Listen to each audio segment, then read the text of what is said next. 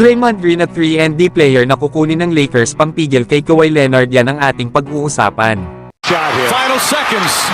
Bryant for the win. Bang! Draymond Green hindi na muna isinama ni Grant Hill sa Team USA at naniniwala nga ito na ito daw ang makakabuti para kay Draymond Green. Si Grant Hill kasi mga idol ang tumatayong director ng USA Men's National Basketball Team.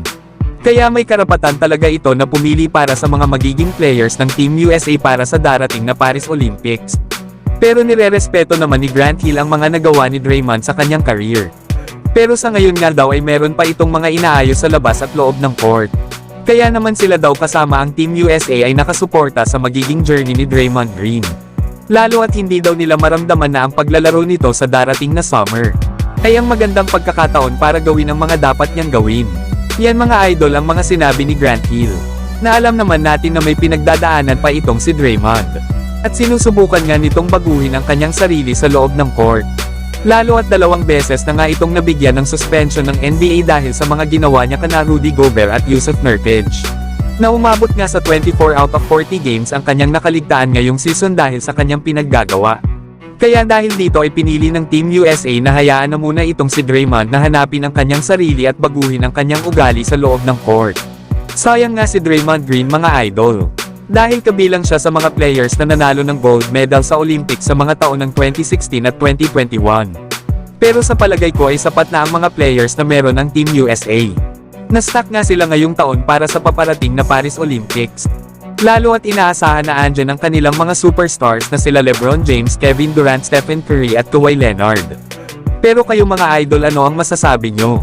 Tama lang ba ang naging desisyon ni Grant Hill na wag nang isama si Draymond Green sa Team USA Olympic pool? Samantalang Los Angeles Lakers maaari daw na targetin ang isang key role player mula sa Brooklyn Nets para gawing stopper kay Kawhi Leonard. At ito nga mga idol ay walang iba kundi si Dorian Finney-Smith na isang high-level na rotation player. Lalo na sa kanyang depensa at 3-point shooting. Ito nga ay 30 years old pa lang na may career high na 37% beyond the arc. Ang kagandahan pa kay Dorian Finney-Smith ay kaya nito ang bantayan ng multiple positions. Na kung saan ay nahirapan nga daw sila Kawhi Leonard at Paul George habang si Dorian Finney-Smith ang bumabantay sa kanila. Merong lang kasing 3 out of 15 shooting ang dalawang players laban kay Smith.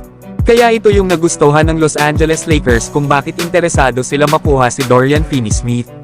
Gusto kasi nila na magkaroon ng malaking wing player na babantay kay Kawhi Leonard sakaling maghaharap ang Lakers at Clippers sa playoffs. Sa ngayon kasi ay nag-e-struggle si Rui Hachimura lalo at may mga iniinda rin itong mga injury. Kaya tama lang na kunin ng Lakers ang katulad ni Dorian Finney-Smith na isang 3-and-D player. Pero bukod naman dito mga idol ay tinitingnan din ng Lakers na makuha ang kakampi ni Dorian Finney-Smith na si Royce O'Neal. Kaya abangan na lang natin kung sino ba talaga ang makukuha ng Lakers bago ang trade deadline. So hanggang dito na lang tayo mga idol. At huwag nyo naman kalimutan mag-subscribe bilang pagsuporta.